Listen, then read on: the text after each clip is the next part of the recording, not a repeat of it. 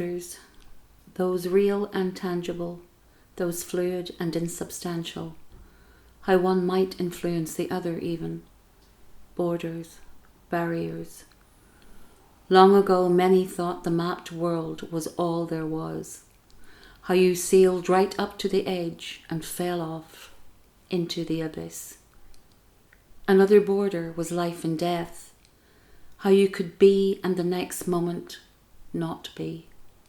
Could you be both or neither? Limbo akin to no man's land.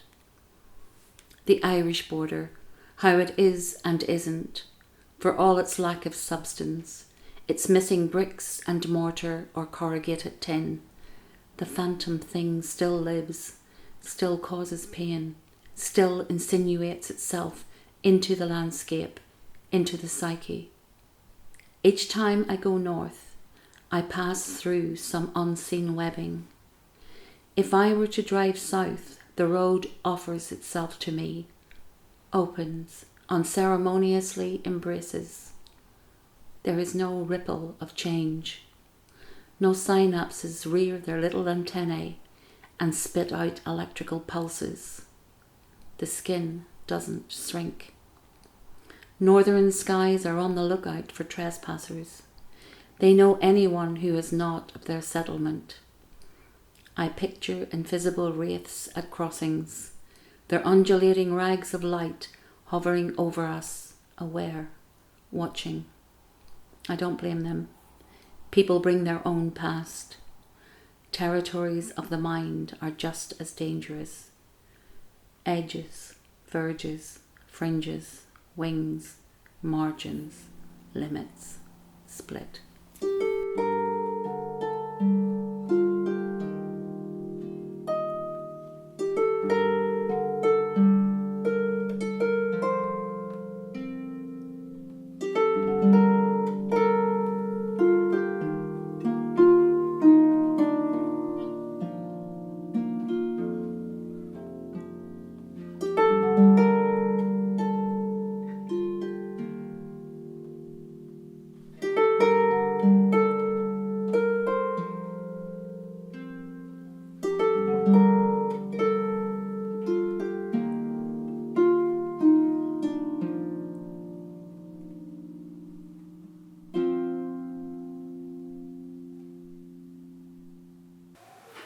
This is why even the most objective account of a life, a period in history, can only be a fiction, a drama and one of several possible dramas. The ghosts of history are never far away. We put them to rest now, but not forever. Go to sleep now. They won't sleep forever. Someone will awaken then. The past is continually present. We carry it about with us wherever we go. There are no real borders, only slippery lines sliding into yesterday.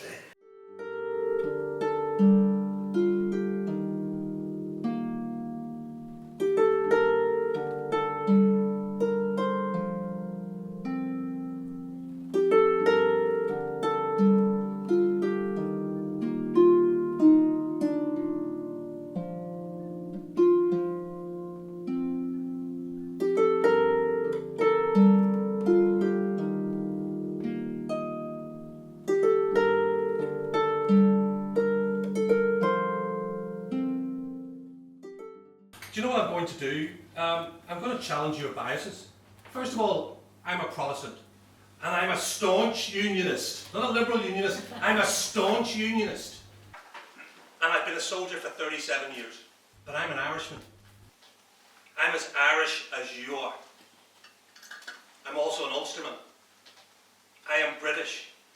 I'm as British as anybody out there who wraps themselves in the Union flag. And I'm a European.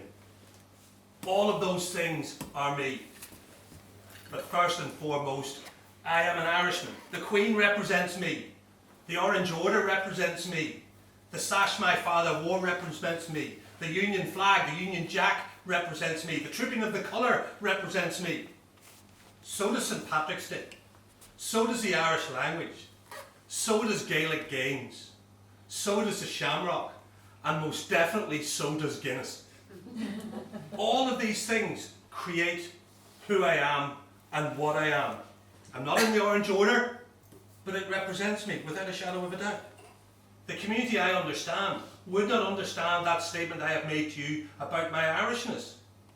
And until they do understand that, it's difficult for them to reach out to the other community.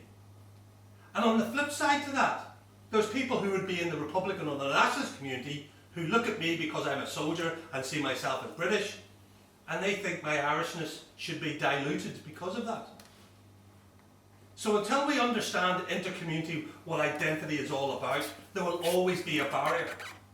And cross-community work, cross-community and ending barriers and borders is all about breaching that.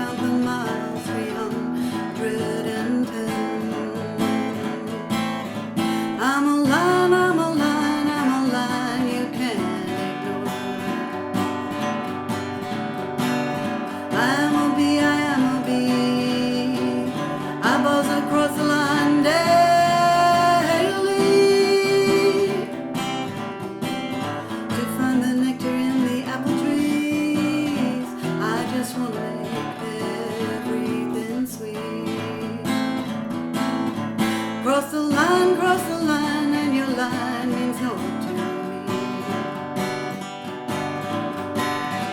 And I'm not just one tick in a box, complex and wily like the proverbial fox.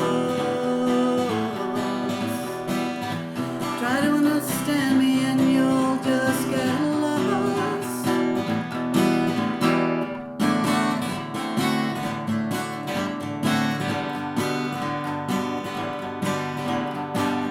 Not really gonna remember me.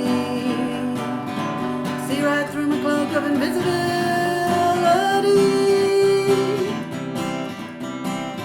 You can erase me from your memories.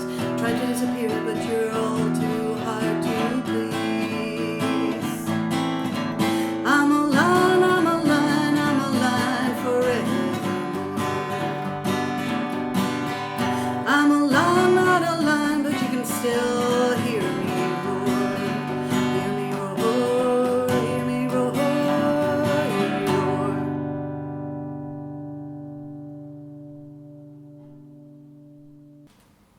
What was it about the little road dwindling through bogland and forest, now brightly shimmering in the aftermath of the downpour, that felt so alien? As though when the rain had stopped, he had somehow crossed an invisible border and was already in the country he had booked a flight for. He felt far away from everything. This was the true foreign country, he realised. Not the country on the other side of the border, nor the one he was due to fly to, but this landscape that was his own, so familiar from his childhood, but made strange by the hundreds of reconciliations, the countless little acts of truth-telling, the search for disappeared bodies, the unravelling of cover-ups and secret betrayals.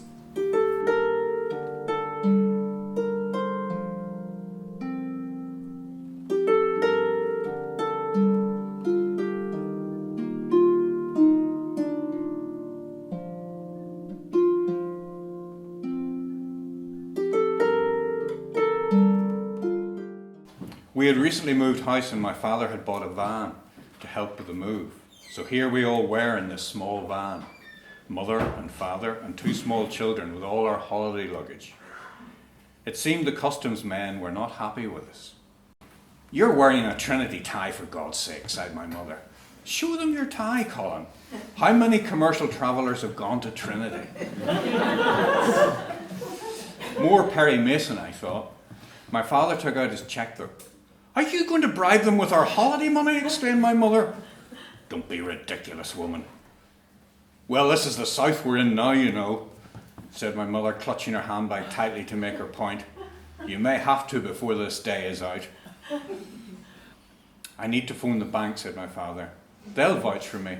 Otherwise they'll impound the vehicle," he said as he quickly disappeared off back into the wooden shed that was the customs post, leaving us to ponder our future. My father didn't do reassurance. "What's pounded?" I asked my mother. "Impounded," she corrected. "Impounded means stealing."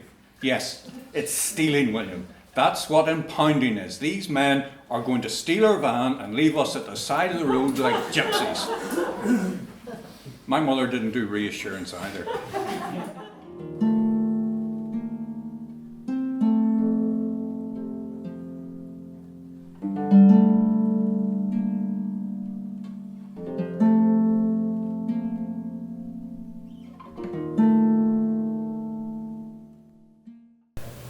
On the water, border didn't exist. And throughout all the troubles, throughout the 30 years of the troubles in that, went from Maltobert northwards and vice versa. And it's just an amazing thing that the water itself, the people, the boats, that never got involved in it. Totally fascinating. When you went on road, everything was a hassle. Everything's a hassle. Hand up, customs, police, army, everything. Go on the water, and there's no remarks passed.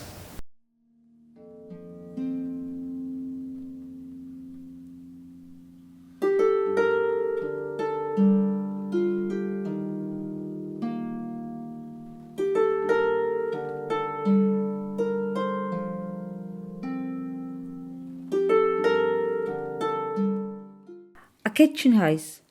There was a front parlour, an open door, a long cash handkerchief on the wall. Women in colours cailín, the click and clack of my mother's needles. Outside, flagstones, hopscotch with friends from St Paul's. We didn't know the children from Sandy Row.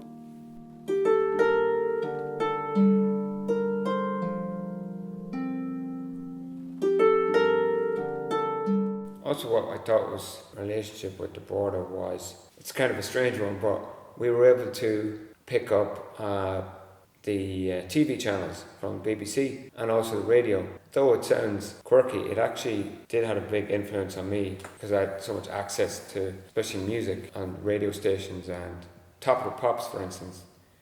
I suppose the biggest influence is the fact that there's a presence of tension at a border. And whether you're conscious of it or not as a child, you pick it up. An element of disadvantage from being in border towns. And with disadvantage and with tension comes art, comes creativity.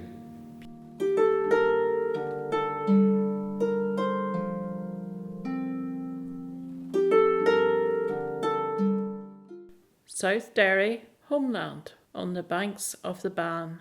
Our turn for the parish stations. Heaney and Monaghan inspire. I crisscross borders continuously. The landscapes open, sparks fly. The home place a northern symbol, no green tin now, just coloured glass letting in all light.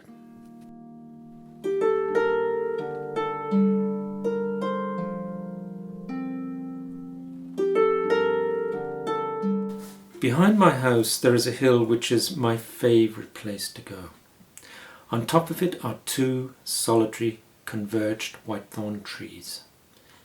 It has the feel of an ancient sacred place with stone alignments and a grand all-round view of the mountains, Garvala or Garawala and Burren Park. There is no sense of boundaries or borders.